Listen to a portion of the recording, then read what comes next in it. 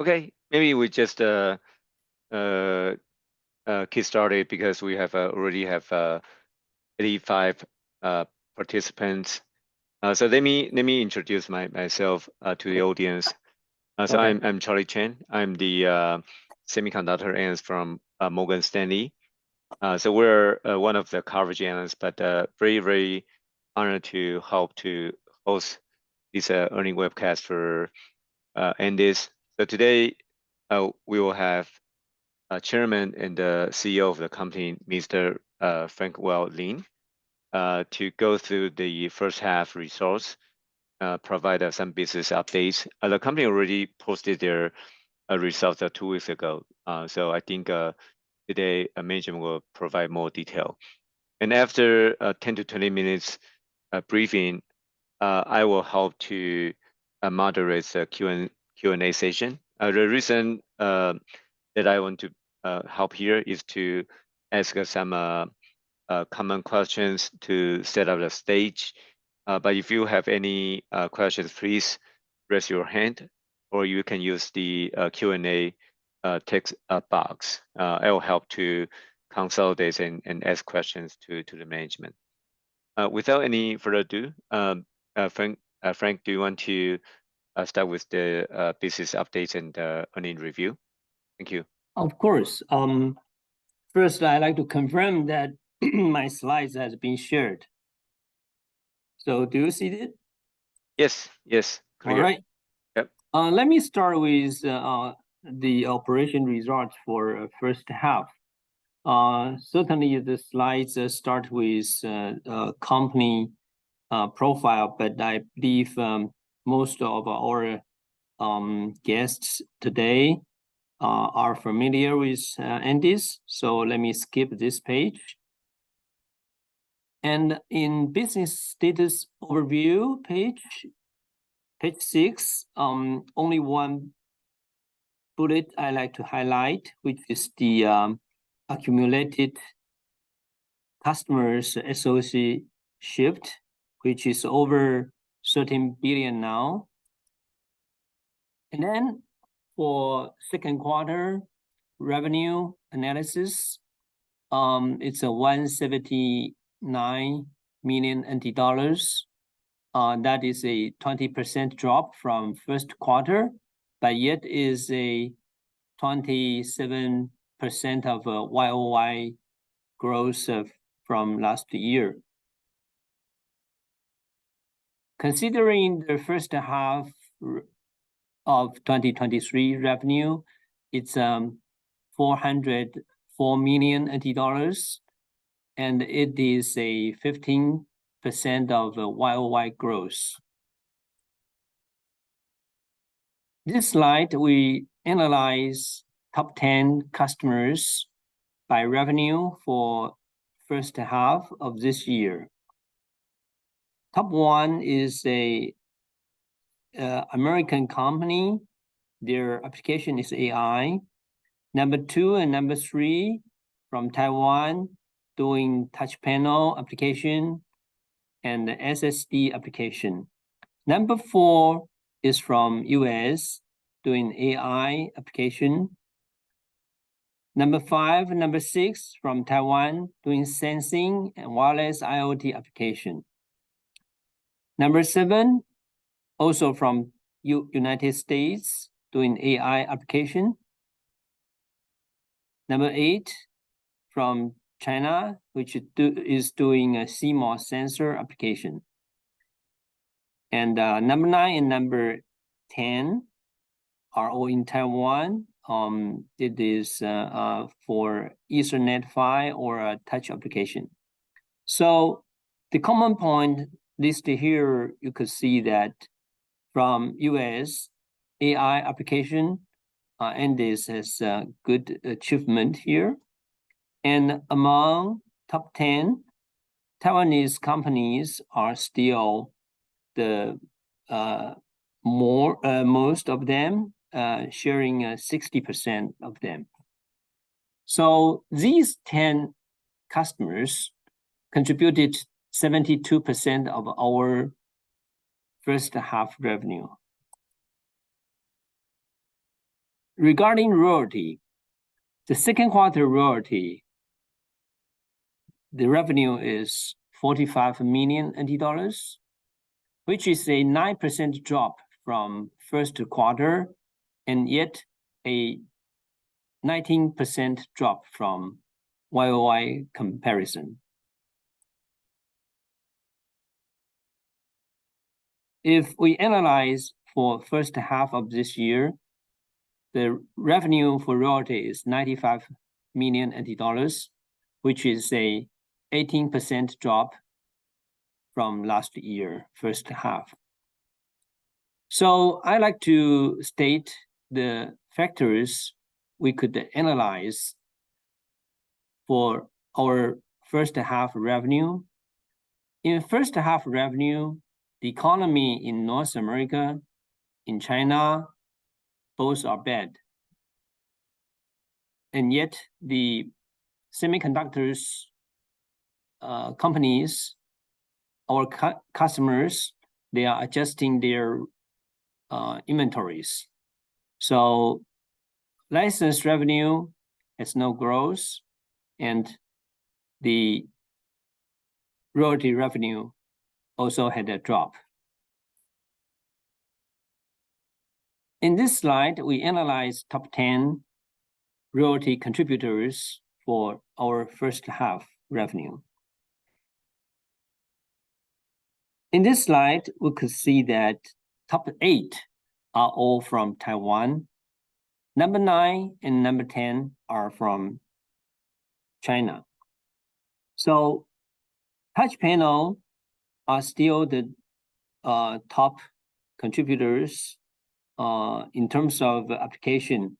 You could see that for number 1, number 2, number 6, these are all touch panel application. And for wireless IoT, I would like to categorize that as number 2 application.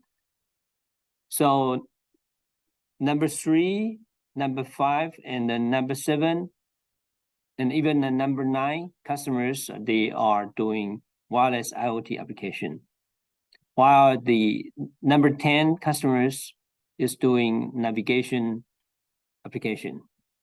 These top 10 royalty customers contributed 89% of our royalties for our first half revenue. In this page, we use pie chart to analyze the contribution from different business model. For license fee, contributed 56%. For running royalty, 24%. For maintenance, 20%.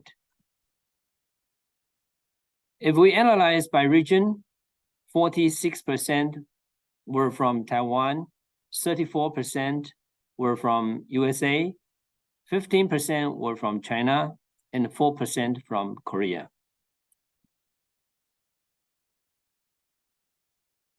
The small pie chart in the left side states that RISC-V contributed 70% of the revenue for our first half, while V3 contributed 30%.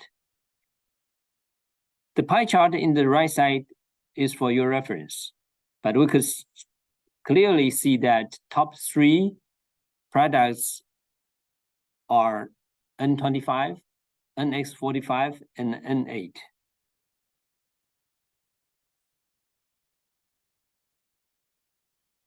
In this page, we analyze the RISC-V versus V3 revenue in terms of their amount and percentage for your reference. In this slide, we analyze the license bar chart and the royalty contribution bar chart for years. So what we can see in the license part, we could see that the license revenue is not yet the half of 2022, and the royalty is even behind that half of 2022. And for 2023 first half, the license revenue for risk 5 shares 89%. 11% of the license fee coming from V3. If we analyze that for royalty, risk 5 is now 5%, and V3 still contributed 95% for 2023 first half. The gross margin remains 99% and above. In this slide, we analyze the consolidated operating expense. We could see that second quarter R&D expense has a large growth, while due to back to normal promotion, so the conference, exhibition, and business traveling expense also grew. That come up with the overall operating expense, a 15% growth from first quarter and 48% growth from the same quarter last year. If we compare first half expense and last year first half expense, it's a growth of 40%. And among them, R&D expense has the significant growth. Administration expense, due to we have more people, more supporting, and more sites than before. Yet we have a little bit better date to collect. So the administration expense also had a significant growth.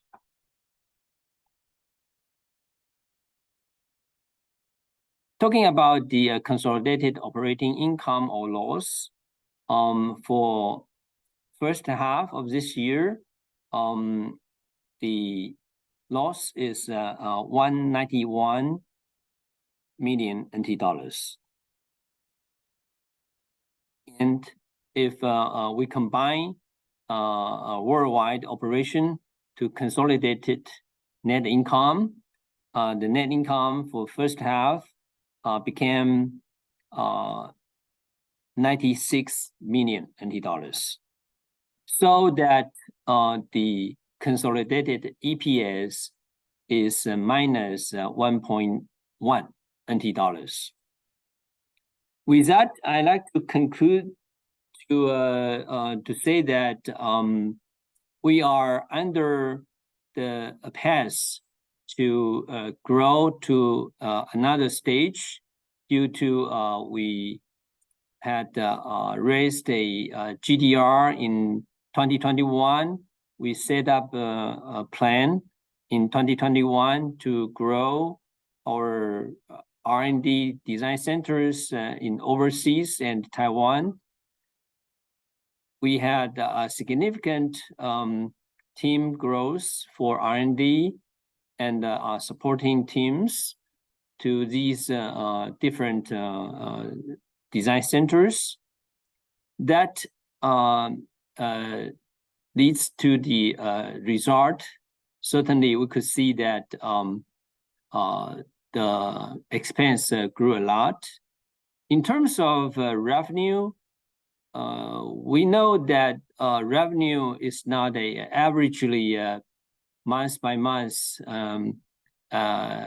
so that your annual income comes from 12 multiple monthly revenue. It's not that way. For last year, we did the 35% in first half, while 65 came from second half. We believe for 2023, the situation, the scenario could be similar. Another conclusion I'd like to show you is that concerning the customer's application, we now have more listed application here. In this slide, we list mobile, MPU, MCU, AIoT, cloud AI space, 5G storage as the examples. And here I like to highlight one of them is Facebook, or say Meta. In the ISCA ISCA conference this year, they presented their first generation silicon targeting Meta's recommendation systems, which is their data center AI servers project. In that, there are 8x8, which is a 64 PE processing unit, processing element in a chip of a high-level architecture of their accelerator. And in each PE, as shown here, there are two processors. One is processor A, which is a scalar, and another processor is processor B, which is a vector. So both processors were from Andes, and the part number has been named here. However, the business between Andes and this company is combining standard licensing and custom computing, which means customization for processors. So there's one part number not listed as Andes standard IP numbers. But anyway, it's a some kind of advanced version, customized version for NX27V. Meta leveraged Andes processors with quite a large amount, quite significant use of our custom extensions environment to design such a complex product. Okay, then in this slide, we'd like to show you that since fourth quarter of 2022, we started to show this page. However, in fact, half of them were just get on the shelf by end of the first half. For example, AX45 MPV, this new product has been promoted for half a year, but it is first delivered by end of June. What that means? That means with our GDR expanding plan, all the new products were under development for a certain period of time. In the past, Andes used to announce new products every year, but usually we announce 1 or 2 products in a year. In fourth quarter 2022, we announced that we are going to deliver 4 new products, namely D23 here, D25-SE here, AX45 MPV here, and AX65 here. And yet we have another new product, which is AI accelerator, I will address later on. What I mean is we are under a stage of pushing all the deliverables to be delivered to the market for new products.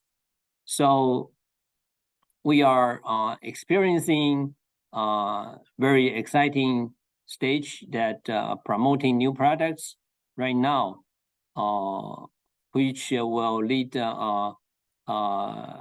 more beautiful future for Andes.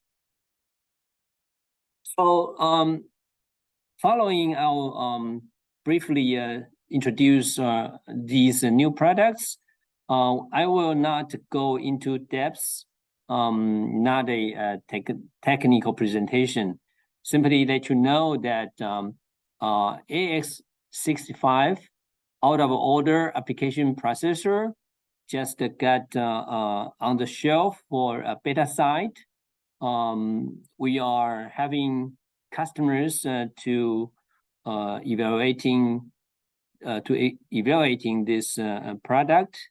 This is a certain stage 4-way 64-bit out of order processor with RVA22 profile.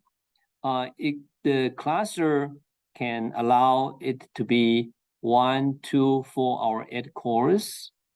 The performance is good in 2.4 gigahertz at 7 nanometers TSMC process. The spec integers performance is 8 to 5 per gigahertz, and the spec FP2006 is 10.2 per gigahertz, which are the best spec 2K6 performance we ever know with two-level caches design. So here I also listed the product roadmap for AX60 series. We will deliver AX65 at the beginning. Then along the way, AX66, AX63, and AX67 will be delivered along the way.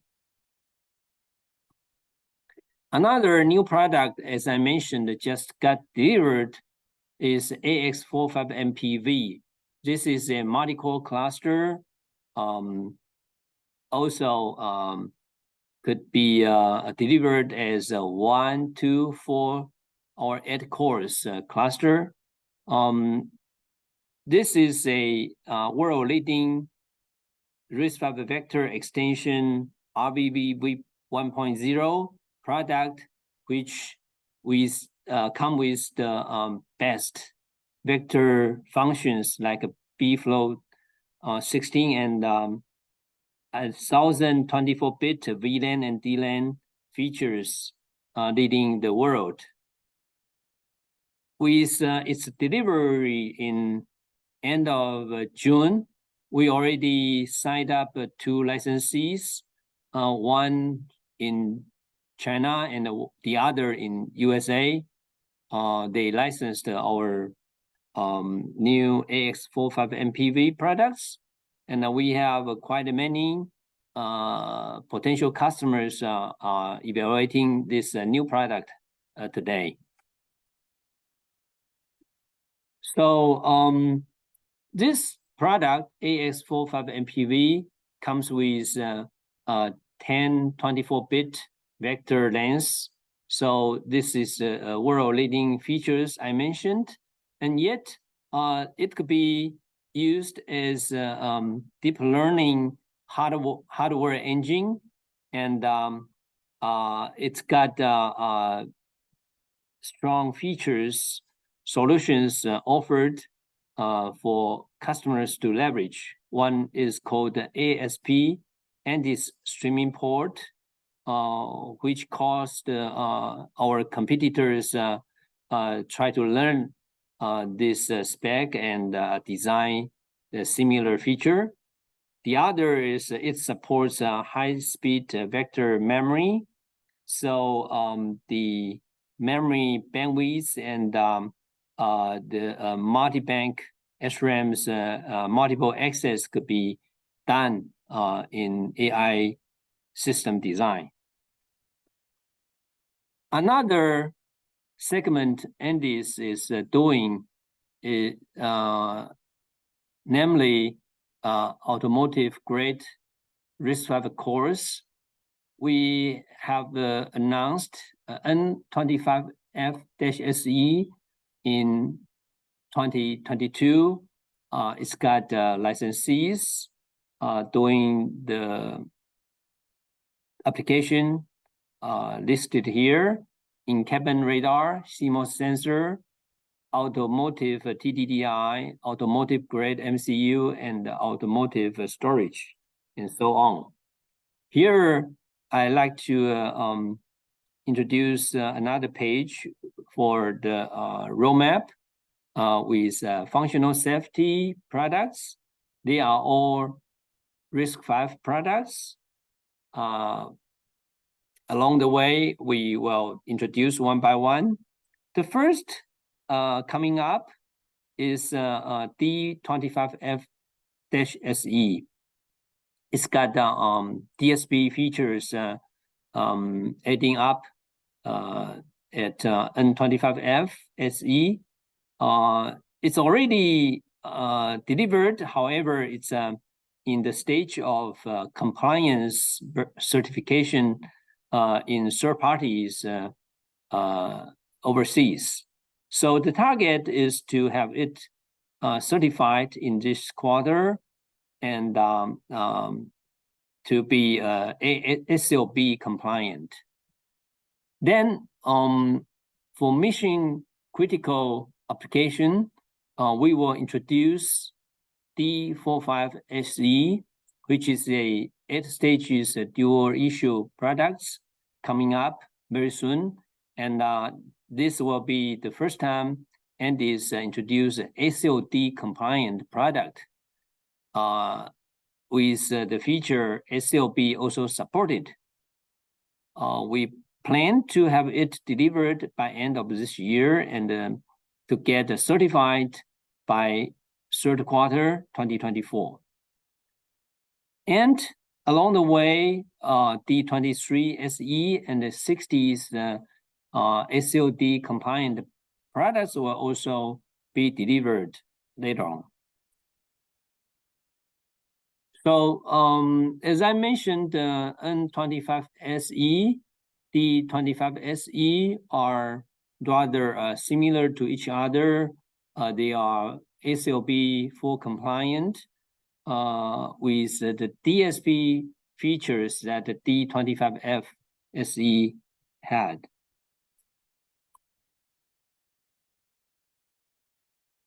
Just introduce this page for N25SE certification certificate. There is something you should pay notice, which is the red circle I highlighted here.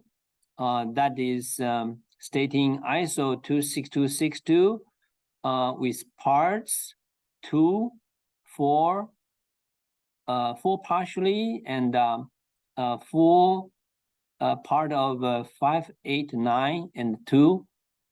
They are certified.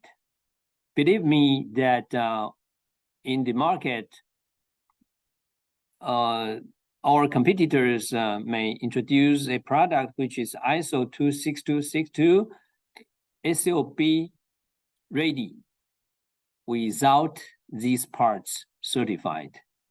So the quality level, the safety level are different from Andis product to our competitors' product. And along the way, we will introduce the D45SE, which will be a 8-stage dual issue up to SLD product with RISC-V RV32 GCBP extensions and Andis extensions. Okay.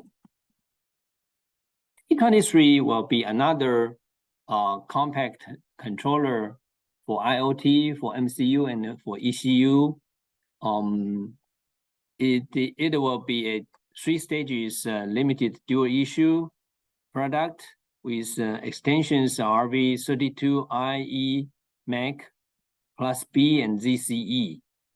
Another advanced product for D23 series will be with the features of FPU, DSP, K, and the CMO features or extensions. So what does that mean? That means 23 will be a good RISC-V processor for customers to go high-end, which will beat our competitors, namely in the same segment, ARM's 35. So M35, and then the 23 series will also have its safety enhanced product, D23 SE, and we will go for automotive grade, SOD compliant, and SOB supporting certification. So